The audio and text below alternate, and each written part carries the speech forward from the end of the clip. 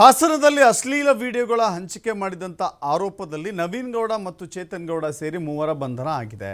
High court ಜಾಮೀನು ಪಡೆಯಲು ಆಗಮಿಸಿದಂಥ ಆರೋಪಿಗಳು ಹೈಕೋರ್ಟ್ನಲ್ಲೇ ಮೂವರು ಆರೋಪಿಗಳನ್ನು ಅರೆಸ್ಟ್ ಮಾಡಲಾಗಿದೆ. ನವೀನ್ ಗೌಡ, ಚೇತನ್ ಗೌಡ ಸೇರಿದಂತೆ ಹೈಕೋರ್ಟ್ನಲ್ಲೇ ಮೂವರು ಆರೋಪಿಗಳ ಅರೆಸ್ಟ್ ಆಗಿದೆ. ಅಶ್ಲೀಲ ವಿಡಿಯೋಗಳನ್ನು ಹಂಚಿದ ಆರೋಪ ಇವರ ಮೇಲಿದೆ. ಅಶ್ಲೀಲ ವಿಡಿಯೋಗಳನ್ನು ಹರಿಬಿಟ್ಟ ಅತ್ಯಂತ ಗುರುತರ ಮತ್ತು ಗಂಭೀರ ಸ್ವರೂಪದ ಆರೋಪ. ನವೀನ್ ಗೌಡ, ಚೇತನ್ ಗೌಡ ಸೇರಿ ಒಟ್ಟು ಮೂವರ ಬಂಧನ ಆಗಿದೆ. SIT ಇವರನ್ನು ವಶಕ್ಕೆ ಪಡೆದುಕೊಂಡು ಇವರಿದ್ದಂಥ ಜಾಗ, ಇವರು ಕೆಲಸ ಮಾಡ್ತಿದ್ದಂಥ ಜಾಗ, ಜೊತೆಗೆ ಇವರ ಹಳ್ಳಿಗಳ ಮನೆಗಳಿಗೂ ಕೂಡ ಹೋಗಿ ವಿಚಾರಣೆ ಮಾಡಿ ಬಂದಿತ್ತು. ಮಾತ್ರವಲ್ಲ, ಸ್ಥಳ ಮಹಜರು ಕೂಡ ಮಾಡಿತ್ತು. ಇವರನ್ನು ವಶಕ್ಕೆ ತೆಗೆದುಕೊಂಡು ವಿಚಾರಣೆ ಕೂಡ ನಡೆಸಿತ್ತು. ಜಾಮೀನಿಗಾಗಿ ಅಲೆದಾಡುತ್ತಿದ್ದಂಥ ಆರೋಪಿಗಳು ಇದೀಗ ಅರೆಸ್ಟ್ ಆಗಿದ್ದಾರೆ.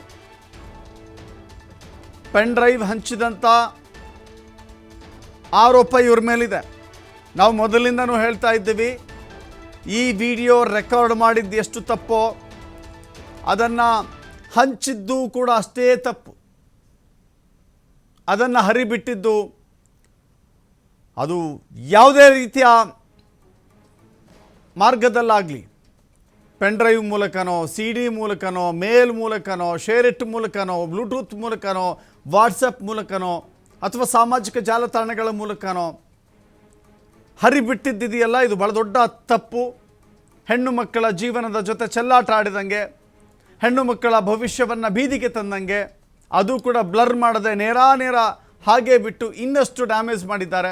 ಹೀಗಾಗಿ ನವೀನ್ ಗೌಡ, ಚೇತನ್ ಗೌಡ ಸೇರಿ ಒಟ್ಟು ಮೂವರ ಬಂಧನ ಆಗಿದೆ.